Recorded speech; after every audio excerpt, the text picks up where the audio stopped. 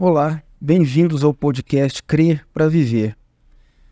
No episódio de hoje, nós vamos continuar o que nós começamos no último episódio, com o tema Metanoia, a engenharia da transformação ontológica do ego. Nós estamos falando sobre conversão, conceito fundamental da fé cristã, fundacional até da vida na fé cristã. Nós estamos fazendo isso partindo de uma crença que dá base para esse podcast. Nós acreditamos que o Evangelho ele é poder de Deus para produzir a cura da vida, para produzir salvação. Mas essa salvação ela passa em grande parte pela compreensão do que é esse Evangelho. Um Evangelho que tem que ser anunciado, que, portanto, precisa ser ouvido e compreendido. E a nossa proposta é lançar luz sobre o que é esse Evangelho, o que é fundamental nele, o que a gente precisa compreender para, de fato, ter uma vida curada a partir dele. E o conceito, portanto, de conversão, ele é fundamental nisso, extremamente importante para nós. Continuando o que foi feito no episódio passado, eu reitero a importância de voltar no segundo episódio, o Natal como símbolo de recriação da inocência, onde se fala do processo de santificação. Esses dois temas são importantes, estão interligados. Para tratar disso, continuar tratando, na mesa, é uma mesa formada por amigos e irmãos. Eu sou um dos moderadores. Meu nome é Timóteo Madaleno, eu sou professor de psicologia, sou graduado e doutor em psicologia, atualmente professor do Instituto Federal de Goiás. Na mesa comigo eu tenho Laércio Guimarães, que é historiador, e tem uma pós-graduação em História Cultural, é isso mesmo, né? Isso mesmo. E é também um acadêmico de sistemas de informação, já está no ramo profissional da área de tecnologia, de sistemas de informações há muitos anos. Professor e pastor Cláudio Ivan de Oliveira, ele é psicólogo, doutor em psicologia pela UNB, e é também professor de História da Psicologia e Epistemologia da Psicologia da PUC de Goiás. E por fim, a professora Anderson Cleiton Pires, que tem uma formação tanto em sociologia como em teologia, é uma formação mais ampla, que a gente está encurtando. Em episódios anteriores, a gente apresentou mais longamente a formação dele, para os que quiserem saber, e que tem um doutorado em sociologia pela Federal do Rio Grande do Sul e também um doutorado na área de Bíblia e hermenêutica, um doutorado em teologia pela EST de São Leopoldo. Eu quero retomar as perguntas norteadoras dos episódios que tratarão sobre a conversão. Será uma sequência de episódios e as perguntas são: o que é a conversão? Como ela foi compreendida ao longo da história da fé? Existe uma relação entre conversão e santificação? Santificação que foi falada no segundo episódio. Ela tem uma implicação social? Como ela é compreendida no protestantismo evangélico contemporâneo? E qual é a nossa, desse podcast, qual é a nossa compreensão, o que nós estamos propondo em termos de compreensão do conceito de conversão? Nós já falamos no último episódio sobre o conceito de metanoia, a semântica do conceito, foi tratado de como ele era compreendido, um conceito polissêmico, ele aparece com vários sentidos, como é que ele foi compreendido no Antigo Testamento antes da lei, depois da lei, já no Israel, nação, estabelecido como nação, também em João Batista, em Jesus e através da compreensão do apóstolo Paulo, algumas diferenças e algumas complementações entre essas compreensões. Nós começamos a tratar de como a ciência olha de fora, o fenômeno da conversão de fora, da própria religião, da própria fé, fenômeno da conversão religiosa, na perspectiva da psicologia, e agora nós vamos continuar tratando desse conceito de como a experiência da conversão religiosa é compreendido. Eu queria começar fazendo uma pergunta, eu acho que é sempre para a mesa, não pode, mas acho que eu vou direcionar mais para o professor Anderson, por ser a área de formação dele, do que se trata esse fenômeno da conversão do ponto de vista na perspectiva da sociologia. Retomando o que a gente fez até agora, fica à vontade para lembrar alguma coisa que seja importante para dar continuidade. Bem, eu agradeço a continuação de todos os nossos ouvintes. Falar da conversão do ponto de vista da sociologia é uma experiência não grata. Não é A sociologia, ela é uma ciência que nasceu sob o signo, eu diria, de uma sociedade que estava em decadência, as suas principais instituições estavam decadentes, o próprio capitalismo de produção estava sendo questionado do ponto de vista da sua legitimidade operacional, porque ele produzia classes, ele produzia antagonismo de classes, nessa versão meio que marxista da sociologia. E aqui eu quero que vocês que estão me assistindo entendam que sociologia e marxismo não são a mesma coisa, mas infelizmente lá atrás se confundia muito sociologia com marxismo, né? Eu diria que a melhor definição que nós temos para estudar o fenômeno religioso, a religião, do ponto de vista da sociologia, é considerando a religião igreja, a religião identificada, enraizada na experiência que se tem dentro desse espaço eclesiástico que formata pensamentos, comportamentos que praticamente torna mais ou menos homogêneo a compreensão da vida religiosa de todos aqueles que comungam dela, né? Quando o Luhmann vai falar sobre religião e igreja, ele diz, olha, a religião e a igreja tem que ser compreendida a partir da sua função. E a função mais central, a função primordial da religião, ou de toda a religião, é descomplicar a vida no mundo. Quer dizer, descomplicar significa reduzir o grau de indeterminação da vida no presente em relação ao futuro. Eu já falei isso algumas vezes, estou repetindo só para ficar mais bem compreendido na mente de vocês, né, que nos assistem. Pois bem, mas a conversão como fenômeno, a sociologia tem algo a falar sobre isso, né? O que ela tem a falar? A primeira pergunta que se faz é se a sociologia considera a conversão como um fenômeno que caracteriza uma experiência coletiva de um grupo social.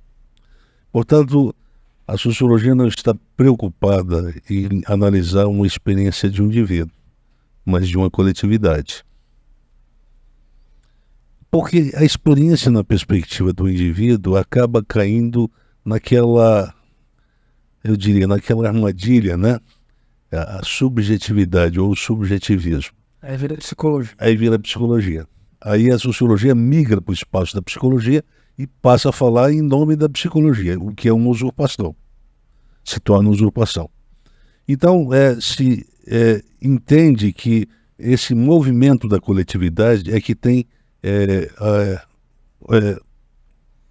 objetividade que torna possível a interpretação do fenômeno da experiência como um todo, né? Da experiência de conversão como um todo. Então é a conversão de um grupo religioso, é a conversão de uma experiência coletiva, né? Portanto, não se trata de uma experiência de fé de um indivíduo que fica praticamente condenada a se manter dentro de um anonimato, né?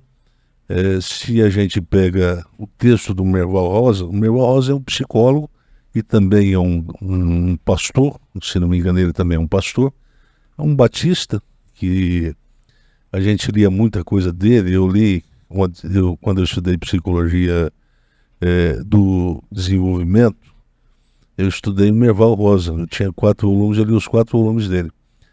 E aí eu descobri que ele também era autor de um livro chamado Psicologia da Religião. E eu resolvi ler esse livro lá atrás. Foi diferente, eu li esse livro lá atrás e li ele há pouco tempo atrás. E depois que passou muito tempo, eu fui reler o Merval Rosa e eu descobri que o texto do Merval está completamente eivado de usos de conceitos imprecisos que não define exatamente o que a psicologia como ciência quer depreender do objeto estudado. Portanto, falta também um pouco de compreensão dos limites operacionais e analíticos da psicologia como ciência para falar de um fenômeno que é fora da sua alçada, que é a conversão. Portanto, foi dada a tarefa para o Timóteo dar uma lidinha, ele acabou dando a lida, ele contribuiu com algumas das falas aqui, estava presente o Merval, mas quando se fala da psicologia da conversão, lá no Merval Rosa, se fala de uma conversão entendida muito mais por uma perspectiva de uma teologia pastoral do que de uma ciência como a psicologia. Esse é o problema, né? A sociologia, ela não tem interesse, ela tem interesse em perceber e interpretar o impacto que a experiência religiosa produziu sobre a consciência do indivíduo e, em que sentido, isso transformou a sua visão de mundo e de como ele passou a viver a partir desse impacto produzido por essa nova visão de mundo. Isso sim é de interesse da sociologia, porque a religião, toda a religião tem um arcabouço doutrinário. E, como vocês sabem, o Weber fez inclusive isso quando ele estava estudando a ética protestante, calvinista. Ele sabia, ele tinha conhecimento do pensamento, do sistema teórico, teológico de crença do sistema calvinista, e ele tentava, então, justificar a conduta do calvinista a partir do sistema teórico que orientava esse cristão calvinista, né? Ou esse protestante calvinista, né? Pois bem, então a sociologia lida com isso, ela quer um documento para se orientar, para tentar compreender um ethos, para tentar compreender uma ética, uma moral, uma tendência de comportamento. Por que eles agem dessa forma? Será que é o impacto da compreensão doutrinária que eles têm acerca da vida, do mundo, etc.? Bem, se é isso, então é possível dizer que a sociologia tem interesse nessa experiência de natureza mais objetivante do que subjetiva, ou subjetivante, né? Já que existem limites operacionais para a sociologia e ela não pode ultrapassar esses limites, porque ela se tornaria, então, uma ciência ingrata ou não grata dentro do espaço acadêmico como todo. E é o que mais acontece hoje, né? Existe sempre esse atropelo, às vezes, da sociologia entrando um pouquinho no espaço da psicologia e a psicologia entrando mais um pouquinho no espaço da sociologia. Então, enquanto uma foca a expressão social de uma experiência, a outra foca a experiência subjetiva de uma mesma experiência. Em que sentido isso trouxe mudança para você como indivíduo?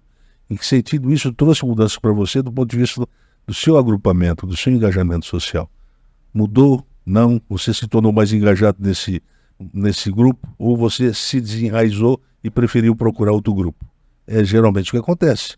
Quando se fala de conversão, se fala de mudança de endereço, de engajamento do grupo social. Toda pessoa que se converte do ponto de vista da sociologia, ele muda de lugar. Ele busca outra tribo. Ele vai atrás de... E aqui nós estamos falando de um fenômeno social.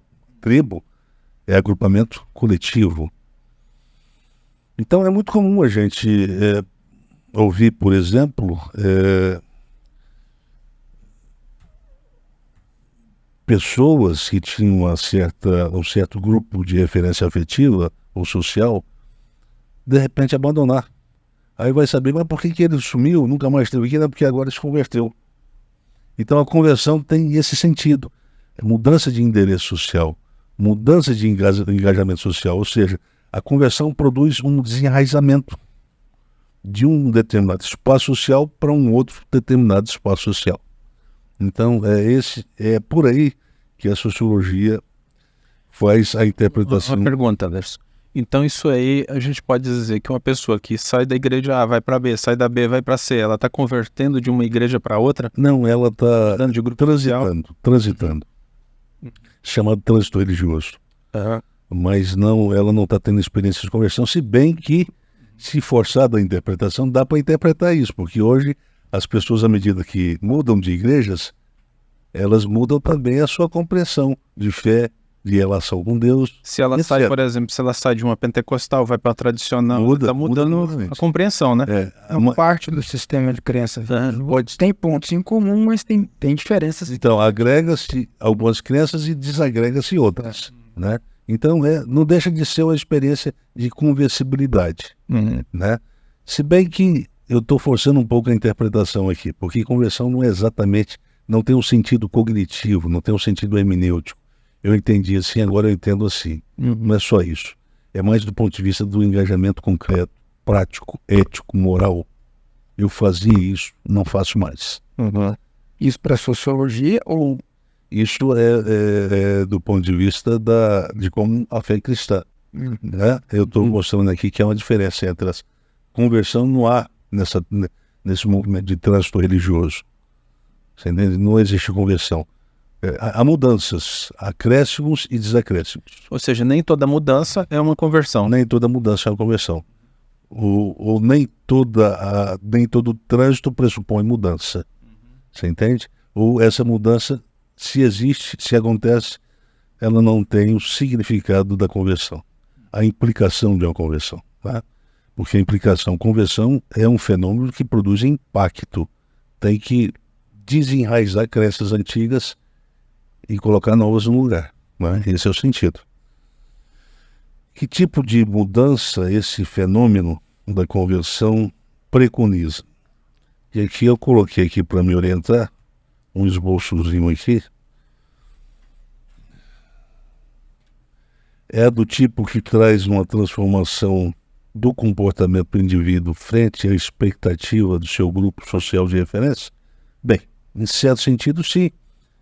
Em certo sentido, é isso que acontece, porque essa mudança causada pela experiência da conversão, ela de fato produz uma transformação no comportamento do indivíduo frente à expectativa do seu grupo, seja o grupo pregresso, seja um novo grupo.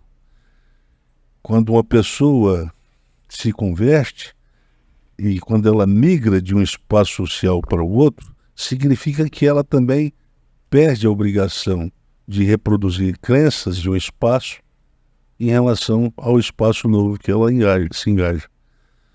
Por exemplo, quando eu me converti, né, eu tive que praticamente abandonar todos os amigos que eu tinha. Então, a experiência de ir para a igreja, a experiência objetiva, né, de ir para a igreja, implicou para mim a ruptura com o antigo grupo social.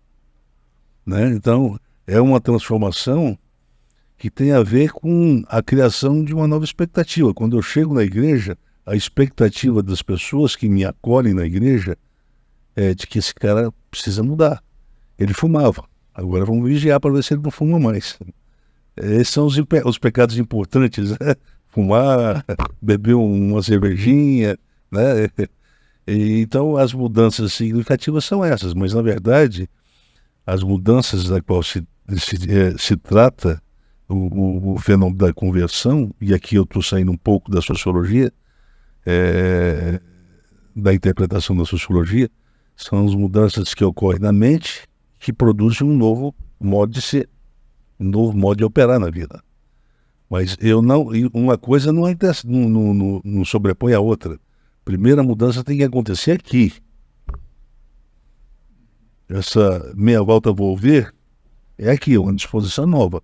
Por isso que existe para alguns autores que a conversão é chamada de novo nascimento. Jesus, respondendo a Nicodemos, capítulo 3. Então, a conversão ali é tratada como um novo nascimento, palignesia. Mas existem outros que entendem a conversão como a submissão do indivíduo ao rito do batismo, ao rito morrer, ser sepultado e ressuscitar para uma nova vida. Então, há vários sentidos, né? Também que devem ser considerados para quem está fazendo a interpretação da conversão, e tudo isso passa a ser objeto de interesse da sociologia, porque são experiências que podem ser externalizadas, vistas objetivamente. Já a psicologia, diferentemente, não. É o que sente. É a emoção produzida pela experiência, pelo impacto da conversão, né? Mas também a mudança que é a conversão pode ser uma mudança radical da consciência com implicações diretas no modo de ver e de interagir da pessoa convertida e o mundo decaído. E aí tem um problema, né? Eu me lembro que quando eu era adolescente, eu conheci um rapaz na escola que a gente frequentava. Ele era mais velho que eu. Na época eu tinha 12 anos, ele devia ter uns 15 para 16 anos. Ele era mais velho que o meu irmão mais velho, o Renato Júnior. Eu me lembro que ele chegou para mim e falou assim: olha, daqui para frente agora Deus está pedindo que você não jogue mais bola. Eu disse: nossa, rapaz, a única coisa que eu sou fanático. Eu não aguento viver sem jogar bola. Mas jogar bola é pecado. E você não pode mais fazer isso. Agora tem que mudar o seu jeito de interagir com os pais. Aí? Aos 12. Os 12 anos. Eu falei assim: agora complicou. E não é que eu segui a ordem dele, a recomendação dele. E eu lembro que uma vez eu cheguei no campo e comecei a falar assim: isso é pecado que vocês estão fazendo jogando bola, vocês não vão pro céu. E comecei a doutrinar os meninos. Eles olharam para mim e falaram: você está esquisito, ué. O que aconteceu com você? Não, agora eu sou da igreja, né? Então a igreja produz esses códigos, né? Eu diria normativos, de engajamento que esse novo espaço exige da pessoa. Quer dizer, agora você faz parte dessa comunidade, então você tem que apresentar esse tipo de comportamento. Cada tribo reproduz o comportamento dos seus membros e não tem como mudar isso aí. Portanto, a conversão significa isso, estabelecer novos modos de ver e interagir dessa pessoa convertida com o mundo decaído, que ela pertencia antes e não pertence mais. Agora ela faz parte do espaço novo. Qual que é? O mundo novo? Esse mundo novo é a instituição religiosa, né? Bem, vocês têm alguma... Tem uma questão com relação a isso? Com relação a essa mudança de comportamento. Se a gente está falando de uma renovação, de uma mudança de comportamento no ato da conversão, o que roubava, não roube mais. Mas se ele não muda essa prática, se ele fica um tempo sem roubar e depois volta a roubar, a gente considera que houve uma conversão como mudança de comportamento e foi uma recaída? Como que a gente vê esse momento de... A questão que dentro do espaço religioso eles chamam de um desviado. É uma pessoa que ele se converteu, depois se desviou de volta. Eu acho que... Bem, nós vamos tratar isso aí mais para um podcast dos próximos dias, que é mais uma matéria da ética, é um objeto da ética, da reflexão ética. A sociologia não tem competência para dar esse tipo de resposta. E como hoje a gente está falando de ciências que tentam captar o sentido da conversão, então isso ultrapassa a competência hermenêutica da sociologia. Agora, a partir do final de hoje, no próximo podcast, aí nós vamos falar de ética, vamos entrar na ética de cabelos. Aí essa resposta vai ser dada. Certo. Tá? Mas eu vou te dar, assim, bem superficialmente, eu vou dar a definição.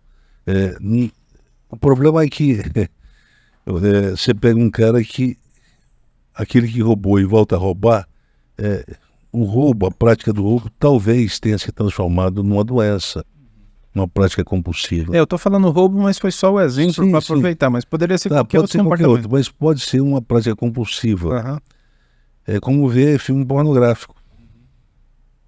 Você entende? É difícil se libertar, se desconectar, se desmembrar dos vícios dessa prática e desse espaço existencial, né? Quer dizer, quem roubava não roube mais. Pressupõe que a linha tem que ser de corte, tem que ser radical. Cortou. Não há repetição. Mas no mundo do apóstolo Paulo havia um grau de complexidade menor do que no mundo de hoje. Eu entendo que você fez uma pergunta que diz respeito à experiência de fé no mundo de hoje, diferente da experiência que tiver no mundo de então. Entende? Nós estamos num mundo muito complicado, muito difícil. Eu não sei se na época do Paulo havia em intensidade e extensidade a quantidade de pessoas envolvidas com a patologia, a compulsividade patológica, né? Eu não sei se havia. Eu acho que até entrou aí no tema lá do segundo episódio, né? Do processo de santificação, tratou disso. Exatamente. Então, a conversão pressupõe conversibilidade. Conversibilidade e santificação são coisas que são operadas. E o corte bastou uma vez, ele não rouba mais. Para outros que teve um processo biográfico mais, eu diria, mais complicado, mais cheio de trauma, para esse então vai ser diferente. O desmembramento dele da ética do homem velho vai demorar um pouco mais, sabe? A alienação vai ser um processo mais demorado. É por isso que ela é processo também. Processo, né? É processo. Pois bem, a conversão, a pergunta que se poderia também falar é se é um acontecimento que caracteriza uma experiência de um grupo, de uma experiência coletiva de um grupo. Essa resposta já foi dada, né? Sim. E é isso que se torna a experiência o objeto de análise da própria sociologia, né? Pois bem, mas a conversão também pode ser compreendida como ruptura ou uma alienação social que acontece entre a pessoa que se converte e os valores morais enraizados do seu antigo espaço social, né? Então essa ruptura acontece e isso se torna objeto do olhar e da análise da sociologia, porque aqui nós estamos vendo comportamento. O Weber, quando foi fazer estudo sobre a ética calvinista, o objeto dele era o comportamento, era a lógica de interação, era o ethos. Isso se torna objeto, porque isso é uma coisa palpável, uma coisa externa, é uma coisa objetivante. Não tem nada de subjetivo nisso, né? Você vê um comportamento que é relativamente homogêneo, por que todo calvinista tem a sua espiritualidade de autoglorificação baseada no princípio do progresso material? Se tiver algum calvinista nos escutando agora, vocês vão entender. Vocês só podem entender isso se vocês lerem a Ética Protestante e o Espírito do Capitalismo do Max Weber, tá? Do contrário, não. É porque eu me especializei em Max Weber. A minha tese de doutorado, ele foi o meu principal teórico, e eu li ele pelo menos umas 10, 15 vezes de frente para trás, de trás para frente. Então, eu tenho quase que o livro dele memorizado, né? Então, a coisa vai por essa direção, o comportamento se torna objeto, mas no comportamento, obviamente, aparece essa alienação social que acontece entre a pessoa e o grupo do qual ela pertencia, pregressamente, né? Isso do ponto de vista da sociologia. Se eu estou olhando para a conversão e estou entendendo, o Laércio agora é um novo convertido, e eu estou fazendo uma análise sociológica desse fenômeno que eu vejo que aconteceu com o Laércio, eu vou notar mudanças no comportamento dele. Eu vou assim, pois bem, o Laércio agora está diferente, né? Ele se afastou do antigo grupo. Agora o antigo grupo representa um grupo do mal. É um grupo dos mundanos, dos carnais, né? E agora eu tenho que fazer parte de um outro mundo, eu faço parte de outro mundo, de valores agora que não são compatíveis com o antigo mundo que eu pertencia. Então, isso tudo é possível ser visto e analisado do ponto de vista da sociologia, né? Eu considero que o conceito sociologia da religião é um conceito equivocado. Por que eu considero um conceito equivocado? Porque a sociologia ela se fragmentou, né? Assim como a psicologia também se fragmentou. Então nós temos sociologia da urbanidade, sociologia rural, sociologia da cultura, sociologia disso e daquilo, sociologia no espaço urbano, sociologia da religião, sociologia e etc. Nós temos sociologia política, sociologia econômica. Então nós temos uma quantidade imensa, né? A sociologia ela se especializou em muitas áreas, e aí mas da religião, eu acho que esse conceito é muito mal usado, usurpado por alguns, eu diria, intelectuais que transitam e que trabalham no espaço acadêmico e que usam de forma inadequada o conceito eu sou sociólogo da religião. Por exemplo, o cientista da religião faz uso inadequado do conceito eu sou sociólogo da religião. Não. Isso é errado. Isso é errado. Não, mas é porque na universidade que eu fiz tinha uma linha lá que era da sociologia. Não. Para ser sociólogo tem que ter uma titulação. E essa disciplina, inclusive, não existe em nenhuma grade curricular de nenhuma universidade de ciências sociais federal ou particular do Brasil. E acho que a sociologia tem uma certa reserva, a sociologia enquanto ciência, e aqui eu não estou falando de sociologia marxista, mas uma sociologia enquanto ciência. Sempre houve um certo receio por parte do cientista social de não ter a capacidade de alienar-se da experiência que acontece dentro do espaço religioso. Na época que eu fiz o doutorado, era uma pergunta que me foi feita. Eles queriam saber se a minha experiência como pastor interferiria a minha análise, ao meu trabalho de tese doutoral. E eu custei a provar para eles que a minha experiência pastoral eu estava em estado de licenciamento na época, então eu não estava mais operado, mas mesmo assim há uma dúvida, né? Há uma dúvida, será que não vai haver engajamento? Será que ele não vai defender ideia própria, crença própria? Será que ele vai estar definitivamente preparado para fazer uma abordagem objetiva, neutra? Então, as ciências sociais ou a sociologia sempre preservou a neutralidade. Ela nasce sob esse signo de neutralidade científica. Está lá na teoria do Comte. E, de repente, fica aquela ideia de que quando se trata de religião, experiência religiosa, cada um tem a sua. E a gente não tem um padrão de experiência religiosa, um padrão universal.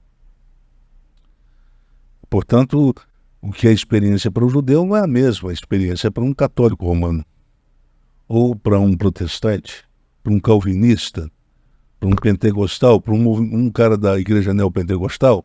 Então, cada um tem a sua experiência, cada um cria o seu sistema de crença a partir dessa experiência que ele obtém, que é uma experiência de natureza muito subjetiva. A sociologia não teria competência para fazer esse tipo de leitura, né? Mas quando se trata de comportamento, de ethos, aí sim, a sociologia tem alguma coisa para falar, tem alguma coisa para contribuir em termos de análise. E também existe um outro problema, né? Que quando a gente fala de experiência religiosa, de conversão como experiência religiosa, a gente tem que considerar que a natureza subjetiva desse fenômeno, ela tem problema em termos de adequação hermenêutica, a uma linguagem que seja objetivante. Lembra agora há pouco eu falei do Karl Jasper? O mistério que se converte em conhecimento significa que ele agora se transformou numa linguagem objetiva. Deixou de ser mistério. Então, se a gente faz isso com toda a experiência religiosa, significa que daqui a pouco a religião perde o mistério, a sua natureza de mistério. Desencanta. A religião se torna uma religião desencantada. Deixa de ser religião, vira outra coisa. E esse é o cuidado que se tem que ter. E a sociologia tem esse cuidado. Pois bem, como é que a gente cria uma linguagem científica para falar de uma experiência que é singular, que é difícil de descrever. É uma experiência que, às vezes, o seu próprio portador tem dificuldade de descrever.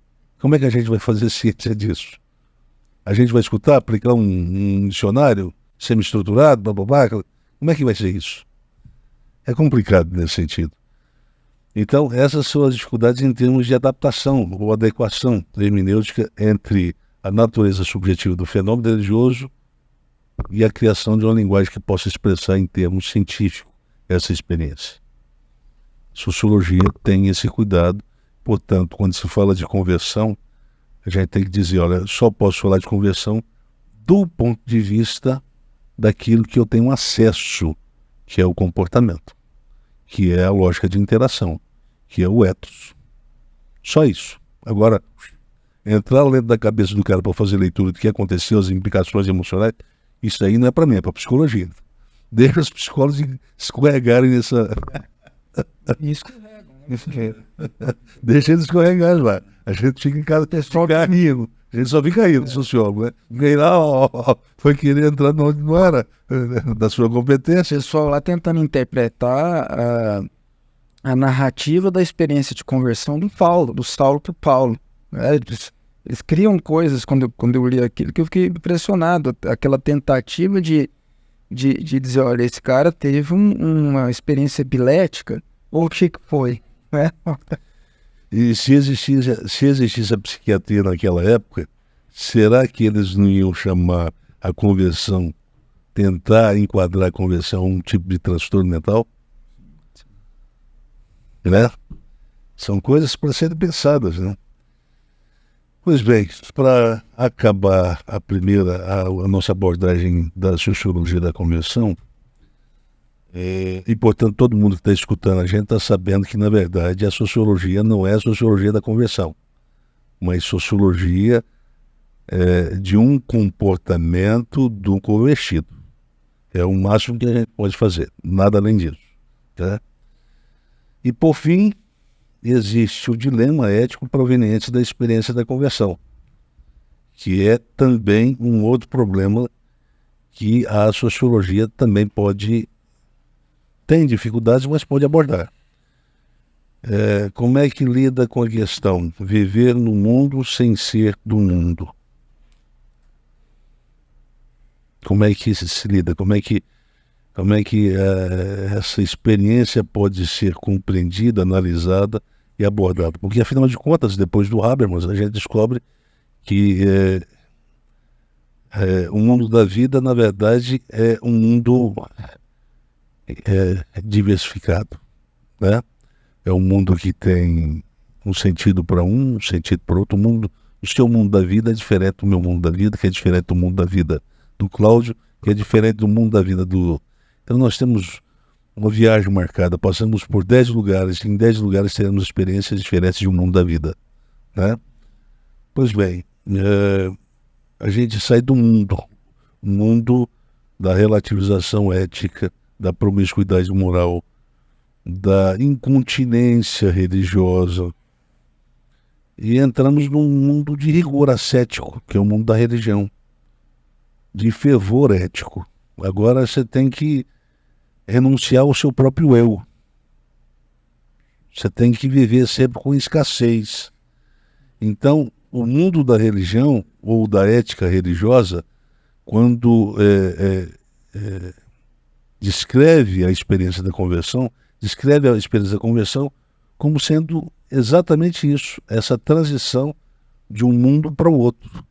Eu vivia no mundo, mas agora eu sou parte de outro. Eu era parte de um mundo da transição, agora eu sou parte de um mundo que não tem mais transição. O Paulo diz que o mundo dele é de lá de cima, e ele está aqui provisoriamente.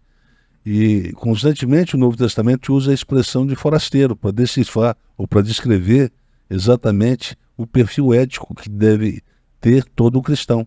Ele tem que se considerar cidadão não desse mundo, o mundo da transitoriedade, mas um mundo onde não há transitoriedade, que é promessa para todo aquele que crê e que se converte, né, e passa pela experiência da conversão. Note bem que nós temos aqui uma dissociação que é clara. Primeiro é que a conversão, ela promove uma ruptura necessária. Então toda pessoa que se converte, ele vai ter que desenvolver um comportamento distinto, diferenciado, né? Portanto, tem que ser um comportamento que o coloque em condição de contraste do ponto de vista da sua experiência social pregressa de grupo. Se não há um contraste, é porque essa experiência de conversão não aconteceu. E a sociologia está isso, olha, ela está aí para falar assim, ó, não houve. As mesmas coisas, o mesmo arcabouço de valores que faziam parte do espectro ético desse cidadão que se converteu antes é o mesmo de agora. Então não houve mudança. Portanto, é uma conversão que não produziu ruptura. E nesse sentido, é uma conversão que não é conversão. Né? Talvez a mudança de um grupo social. Nada além disso. Né? Mudança de um grupo social. Posso falar? Quero voltar a... Já falamos aqui da sua tese de doutorado em sociologia, na qual você identifica uma relação geracional entre a globalização e a religião, não é? Ali você mostra que, sobretudo a partir da década de 90, a globalização colocou em celeridade o fenômeno da secularização. Quer dizer, cada vez mais a vida se volta para as tarefas do cotidiano. O trabalho, o sucesso, a dedicação a essas tarefas do século, não é? Então, o espaço do mercado de trabalho se torna muito importante na vida de todos. E nessa relação geracional, a globalização ela acaba levando de arrasto a religião. Então, parece que a fronteira entre o mundo fora da religião e o mundo dentro do espaço eclesiástico, ela foi uma fronteira que foi mitigada aí. Os valores que estão do lado de fora são os valores que estão do lado de dentro, não é? Continuidade e não ruptura, exatamente. Acomodação, não é? Acomodação. De maneira que dentro do mundo religioso, esse mundo que foi afetado pelo processo da secularização, ali também os valores que são assumidos pelo indivíduo têm a ver com um conceito que você usa, que é o conceito de edocapitalismo. Quer dizer, o ideal de vida ali é uma convergência da produção, não é? Trabalho, produção e consumo para a realização de um ideal educapitalista de vida, de felicidade típico, gratificação imediata. Quer dizer, você tem uma religião educultural, não é? Que reproduz de uma sociedade educapitalista. Então, essa análise que você fez ali, ela ajuda a gente também a entender uma mudança no conceito, na semântica do conceito de conversão para essa nova espiritualidade evangélica brasileira hoje. Ela não preconiza a ruptura de valores, mas a continuidade. Quando o apóstolo Paulo diz: aquele que roubava não roube mais, antes trabalhe, mas trabalhe para que tenha com que socorrer o necessitado, não é? Então, o trabalho ali não tem o sentido de capitalista, de acumular, não é? Progredir, ascender no extrato social. Ali o trabalho tem o significado de diaconia. Quer dizer, o produto do meu trabalho socorre o outro, não é? Voluntariamente. Do rico e do Lázaro, né? Exatamente. Um trabalhou para acumular e o outro não tinha. Não tinha, ele vivia assim, desamparado da vida. Essa sensação de desamparo. E social, econômico. E esse cenário parece tornar inviável para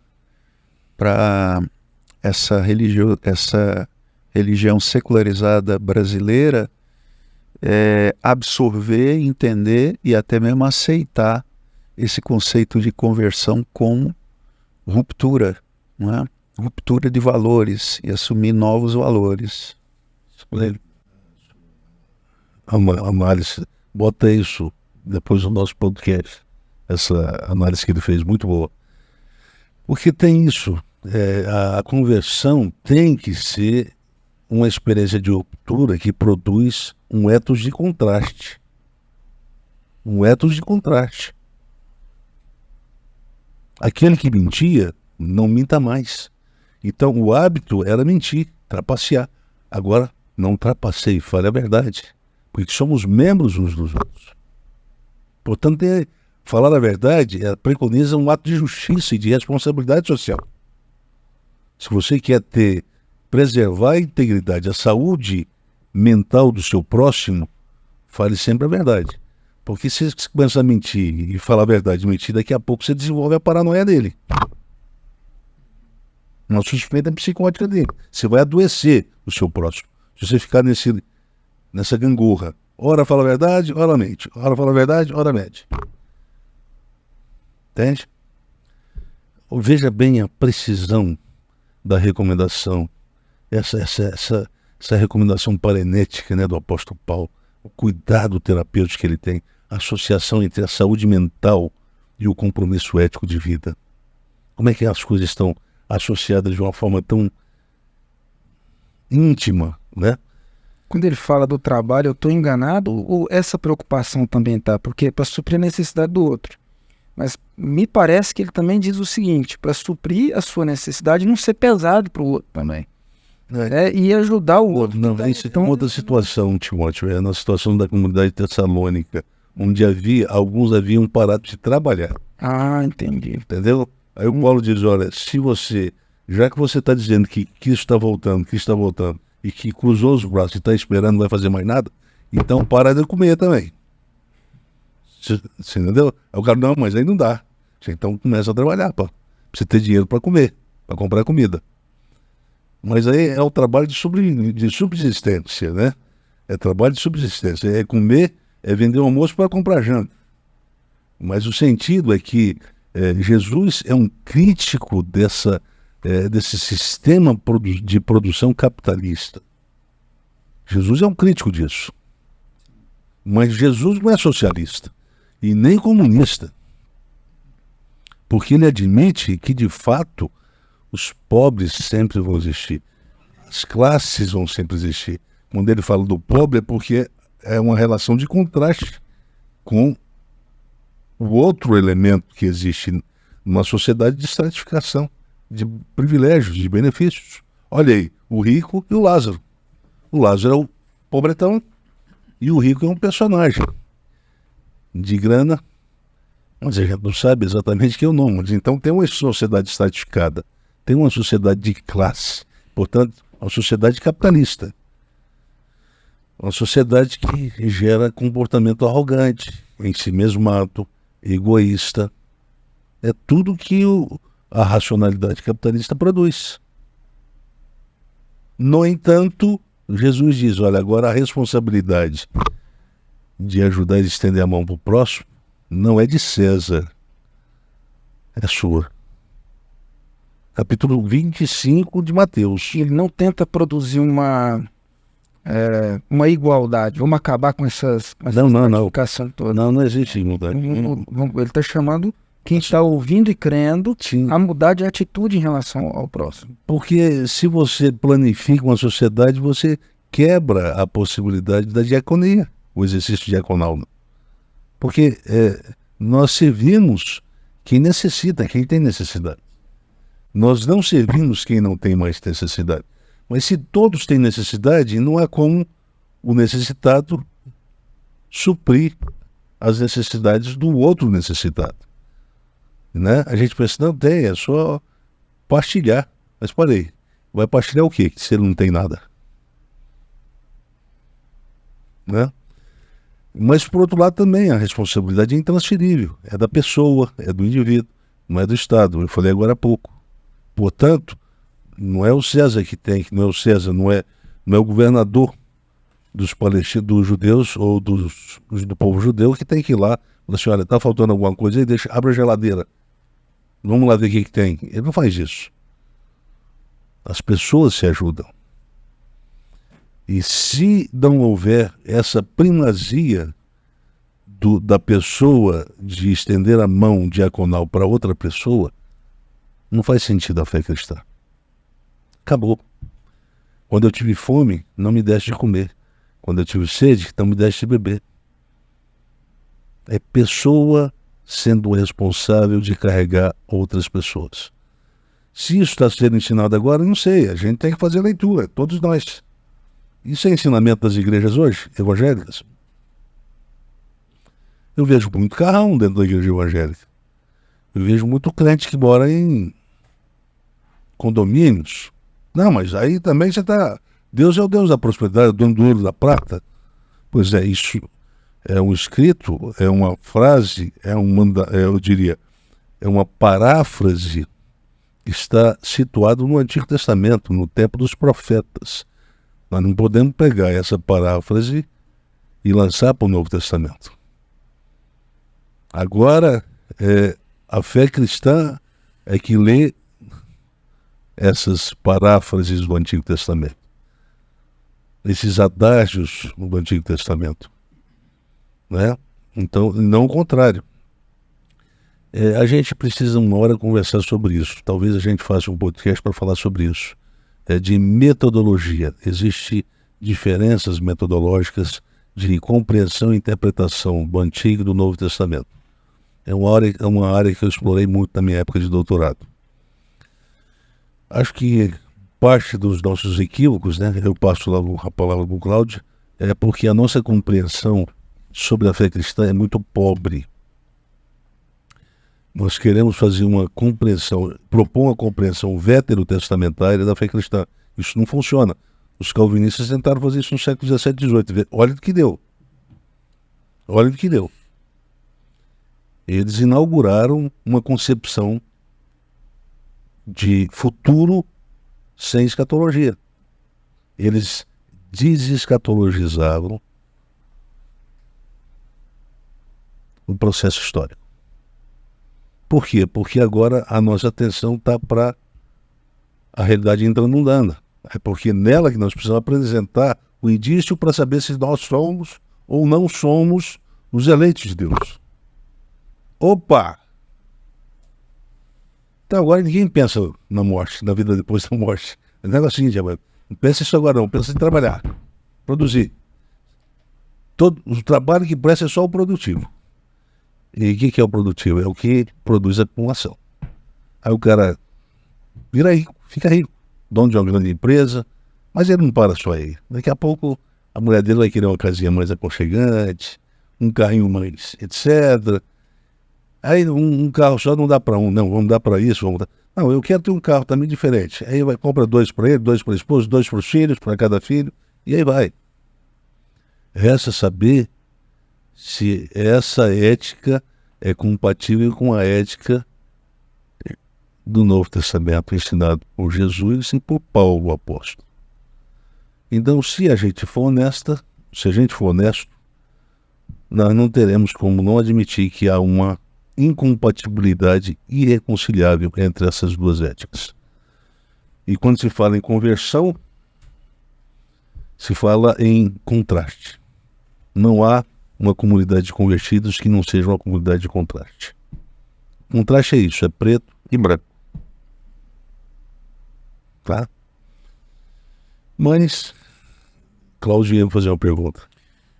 Eu me lembro aqui da frase do seu texto, a insustentabilidade da vida humana no mundo sem fé, em que você diz, se referindo ao texto de Isaías sobre o Messias, o servo sofredor, você diz ali, o Messias constrói uma vida para o insucesso.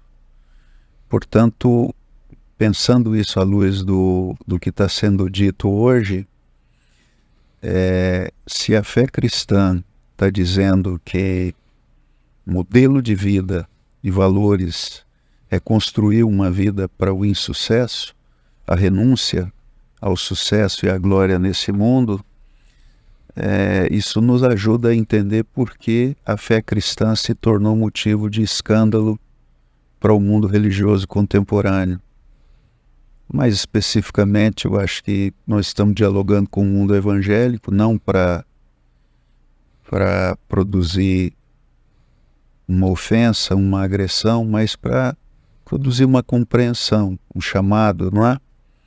Então, nesse novo mundo evangélico que assumiu o ideal de felicidade de uma sociedade do glamour, de uma sociedade educapitalista, a fé cristã se torna motivo de escândalo. Dela é necessário fugir, como se foge.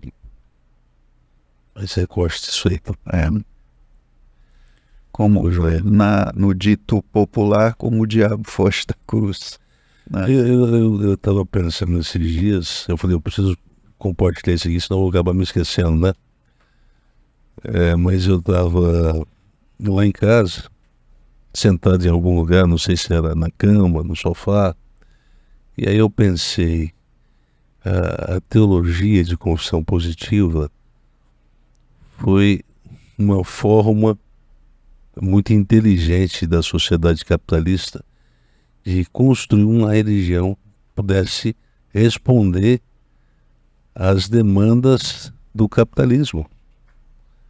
A sociedade sem classe, ela consegue produzir um sistema de crença religioso que possa tornar a relação entre religião e sociedade uma relação sem tensão, porque não tem um contraste. Sem contraste não há o tensionamento. Então, quebraram o contraste, tiraram o contraste, portanto nós temos uma fé acomodada, secularizada, mas é uma fé que também não apresenta a experiência da conversão. Eu vou me converter aqui então. Não se converte à religião de confissão positiva alguém que está na sociedade capitalista, porque há continuidade de uma coisa e outra. A conversão pressupõe aqui o contraste, a ruptura, a descontinuidade. Mas não há descontinuidade aqui. A gente precisa repensar isso. E eu chamo os líderes evangélicos para repensar honestamente isso. Nós não estamos aqui com a intenção de quebrar ninguém. Claro, é chamar todos para uma reflexão. É chegada a hora. Chegou a hora da gente olhar com honestidade e sem medo e pedir a Deus para nos orientar. Se a gente estiver falando a besteira, a coisa errada, então a gente às vezes vai ser reconhecido como um herege. E a gente pede a Deus, se a gente está entendendo errado, então nos coloca no caminho deles. Mas se dão. Está na hora da gente pensar num despertamento coletivo, generalizado.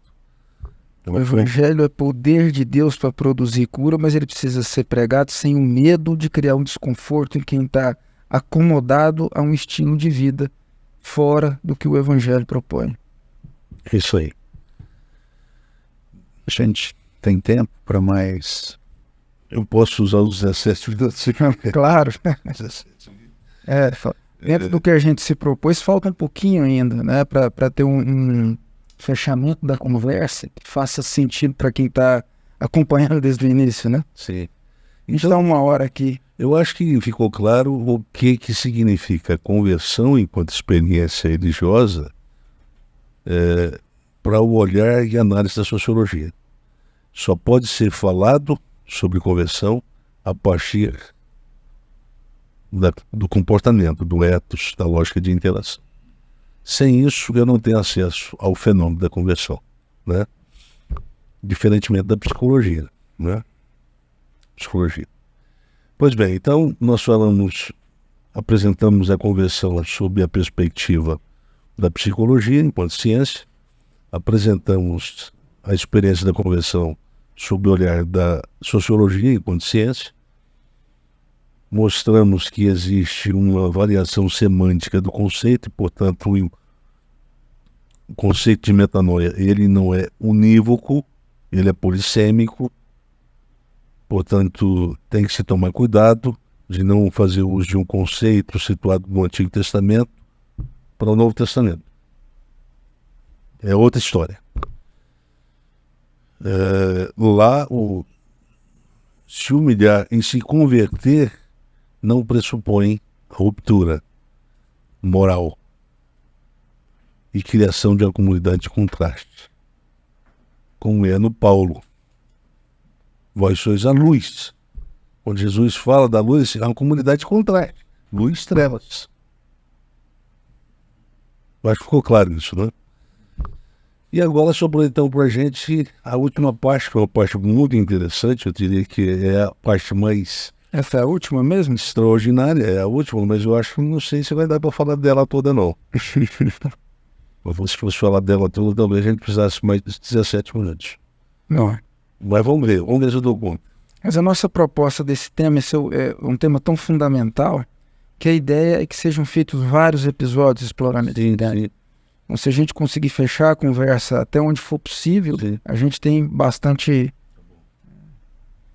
coisa para explorar ainda, né? Então, para você que está nos ouvindo agora, nos vendo pelo podcast, fica a pergunta: metanoia.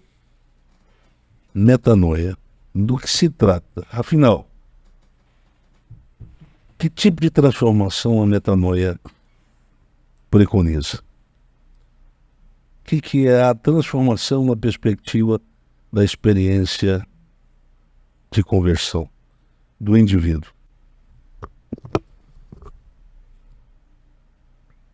Em primeiro lugar, ela é uma consequência operacional da escolha moral que uma pessoa humana portadora de liberdade faz. Então, quando o rico encontra com Jesus, e Jesus olha para o rico e fala assim: olha, você conhece a lei? Ele: eu conheço toda, desde pequeno eu observo a lei. Você, então, nesse ponto você está perfeito. Agora, uma coisa te falta. Vende tudo que tem, distribui entre os pobres, me segue. Ele olhou, é muita coisa. Ele não teve nem coragem de chegar para Jesus e falar assim: olha, não existe uma segunda alternativa nesse questionário que o senhor me aplicou aí, não. Ele vai sair discreto e vai embora. Ele se entristece, né? Se entristece. É uma exigência que o reino traz, o reino de Deus. E Jesus, quando interpelado pelo Pilatos, ele diz: o meu reino não é desse mundo. Os valores do meu reino são valores que estão em contrastes com o valor desse mundo.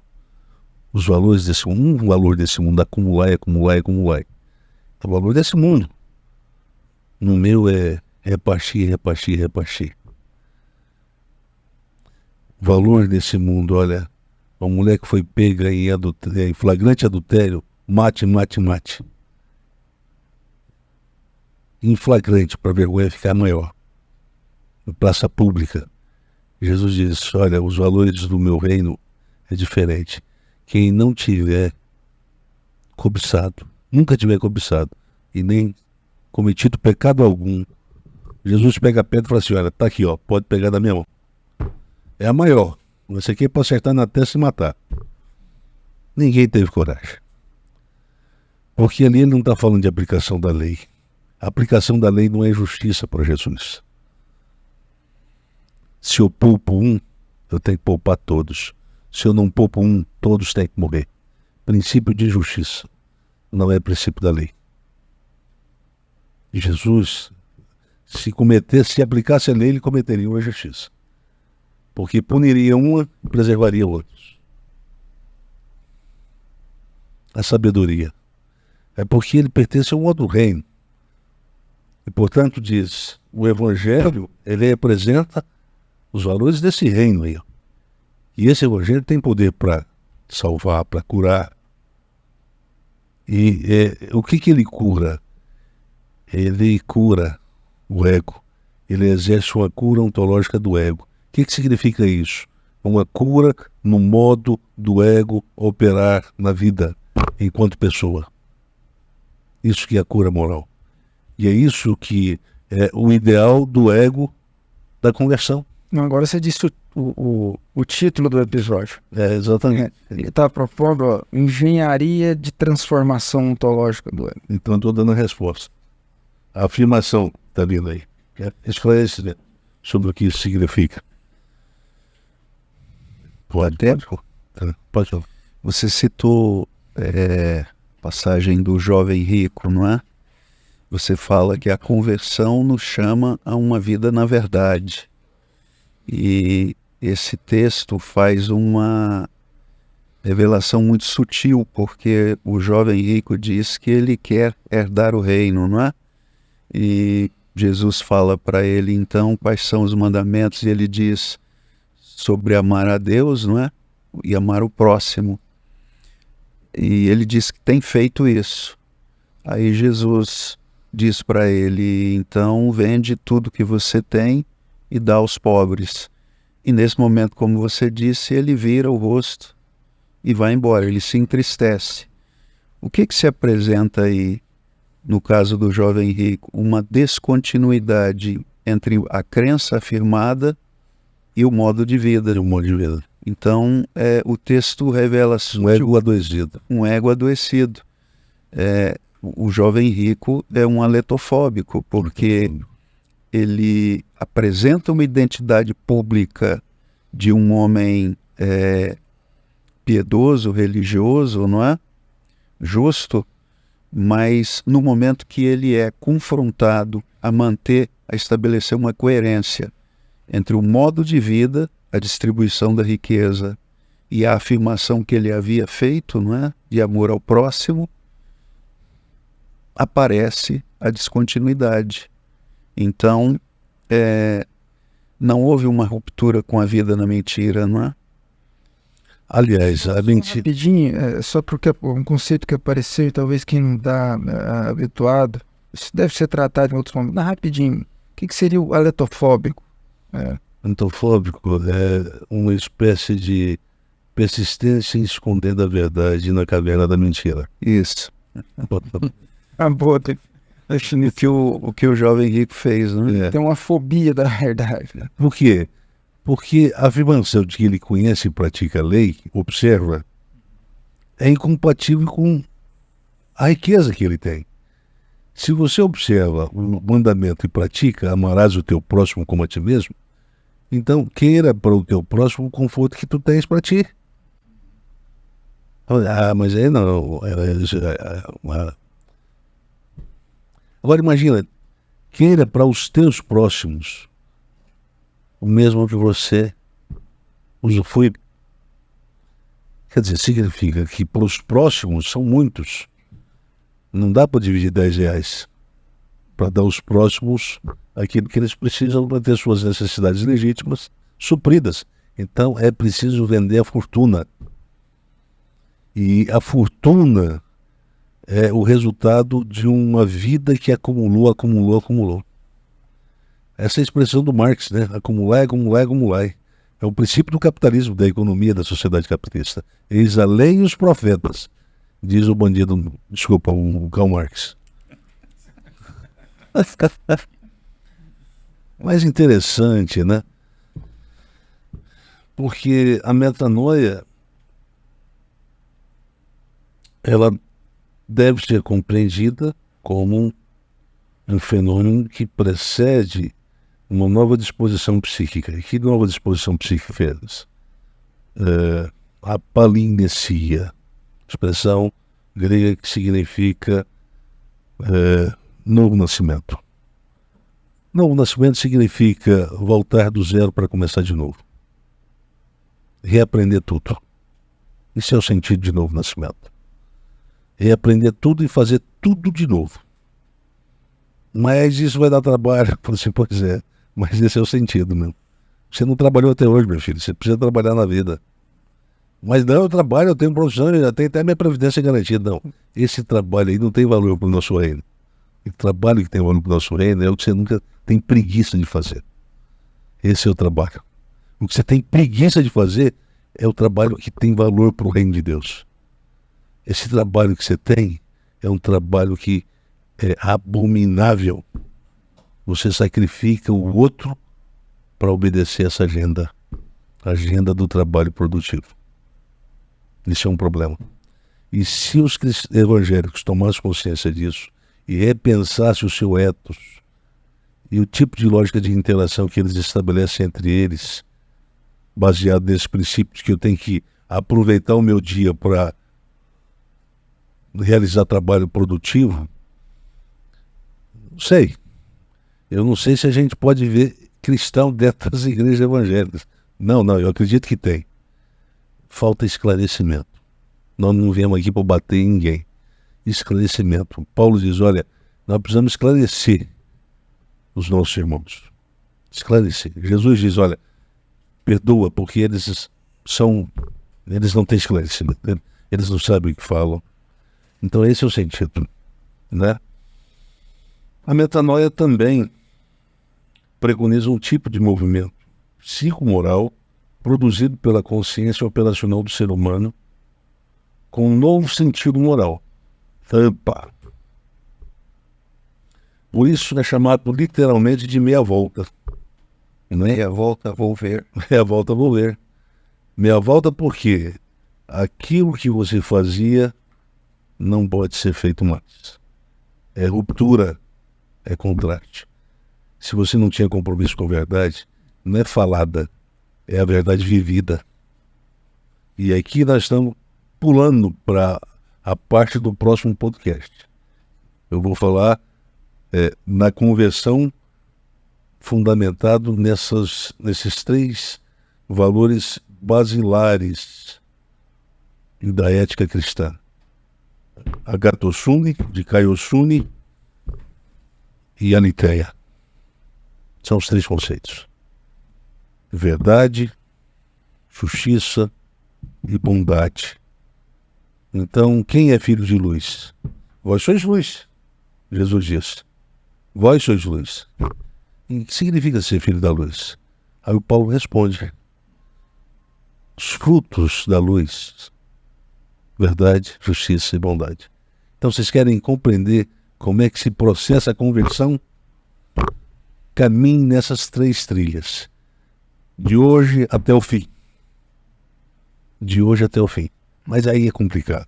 Pois é, mas se não for assim, não tem jeito de vocês criarem uma comunidade de contraste. Não tem como. Comunidade não é necessariamente um grupo de pessoas fechado dentro de algum lugar. Não. É um grupo de pessoas que compartilham a mesma ética de vida operando no mundo. Tendo o mesmo sentimento. E é incrível porque é isso. Não é só tendo a mesma perspectiva de vida, mas isso sendo também participado em termos de sentimento comum. É um sentimento comum. A gente quer compartilhar. A gente quer distribuir. A gente quer, em vez de acumular, a gente quer repartir. A gente quer evitar que o outro sofra privações. É só isso. É uma coisa tão simples, mas coisa para o qual a gente tampa o ouvido. A gente fecha os olhos. Olha lá o sacerdote levita da palavra do bom samaritano. Fecharam os olhos e tamparam os ouvidos. Falaram de canto que isso aqui é só uma miragem. Ninguém está precisando de ninguém aqui. Deixa o cara se ferrar e a gente faz de conta que não viu. Parar para socorrer toma muito tempo, vai atrapalhar. Aí vem um bom samaritano, o cara que não tem confessionalidade, o cara que não é... que o judeu não respeita nem a sua dignidade humana como pessoa. E faz o que os portadores do capital social não conseguiram fazer no mundo judaico. O que ele fez? Ele deu atenção. Ele olhou para o cara. Ele enxergou a necessidade do cara. E ele não foi sovina para estender a mão. O que é preciso para resolver isso? Ele falou assim, eu vou repartir aqui, ó. Metade para mim, metade para o senhor, junto com isso. Um próximo passa aí, dá o resto. Não, ele foi radical. Assim, quanto é que fica isso aí? O cara é tanto. E ele falou assim, rapou o bolso, quanto é dinheiro que tinha lá e puf, deixou pro cara. Falou assim, olha, E ele fala na volta que o que exceder, eu acerto.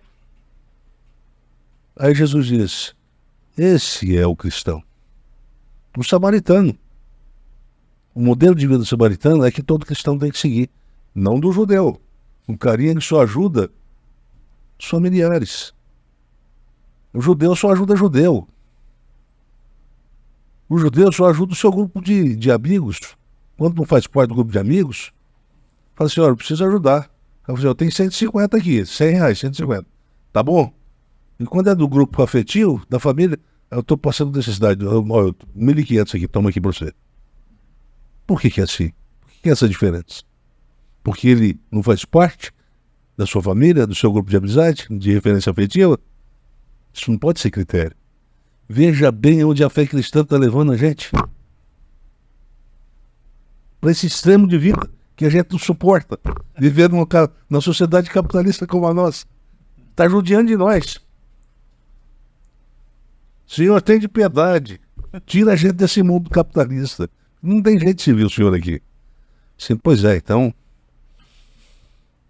Vamos fazer o seguinte. Vocês vivem aí. E quando chegar no fim da história, esquece. Não queiram vir para cá. Porque eu dei a oportunidade do meu reino está aí. Vocês viverem conforme os valores do meu reino. E não. Vocês quiseram fazer parte do reino vivendo com os valores de outro reino. Isso não dá certo. Não funciona desse jeito. E, portanto, a metanoia é uma definição primária de natureza operacional que significa a engenharia de transformação ontológica do ego. O que isso significa? Ou o que isso quer dizer? Acho que vai dar para terminar. Primeiro, produz um tipo de transformação que implica uma mudança no modo de operar do ego no mundo da vida. Transformação é isso.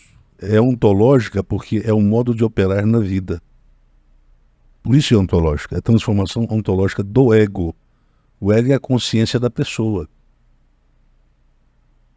É onde a faculdade de escolha e da vontade se realiza.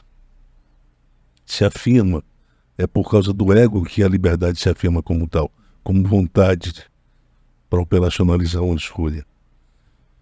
Portanto, essa transformação é de natureza psicomoral. E ela diz respeito a uma mudança do ego na forma dele operar no mundo da vida. Mas é também uma mudança ontológica, que realiza ou é realizada pela engenharia da providência divina na consciência humana que pressupõe alcançar a plenitude da cura ontológica, olha bem, alcançar a plenitude da cura ontológica do ego.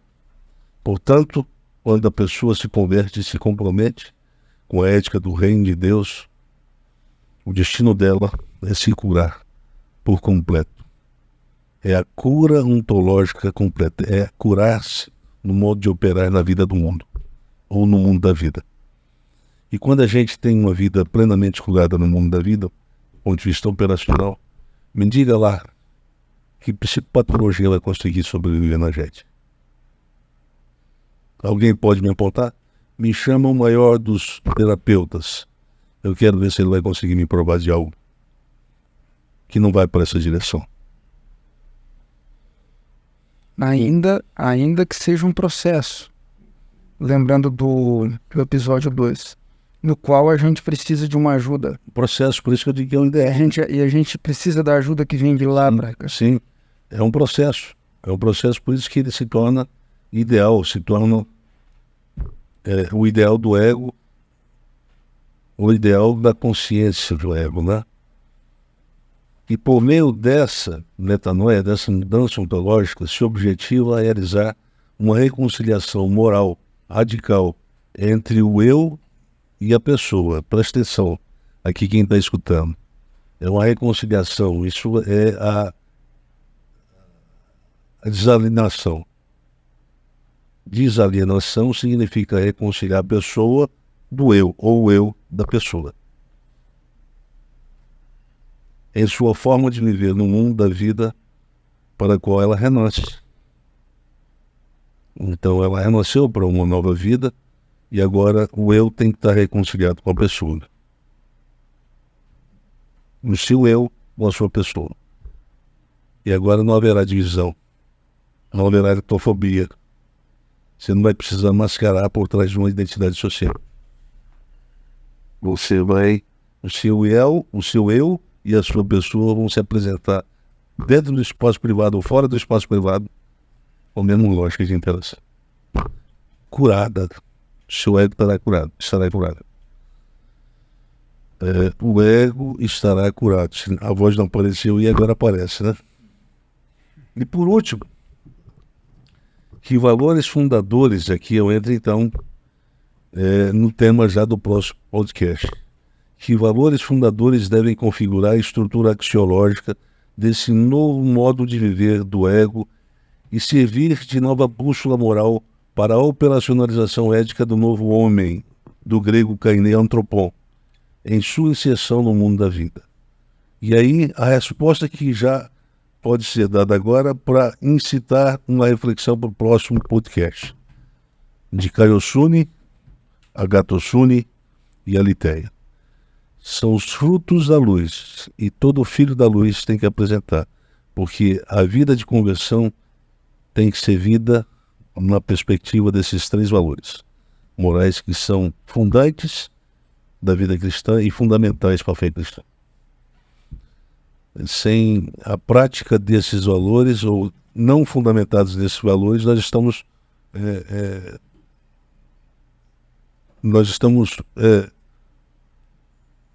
dando a missão para o ego.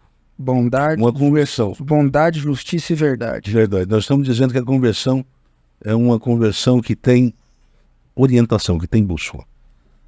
Então, não é simplesmente, eu era assim, agora não sou mais. Eu era fortão, eu gostava de brigar, agora não brigo mais. Isso não é conversão na fé cristã.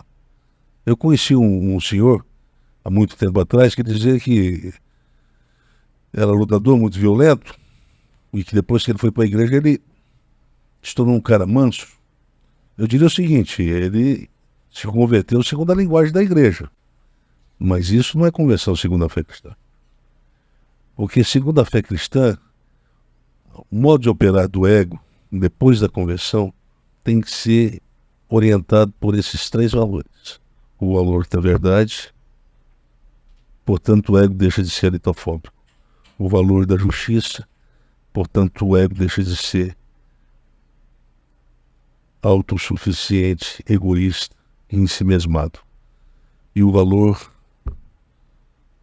da verdade, ele passa a ter na comunicação da verdade um andamento social, de responsabilidade social.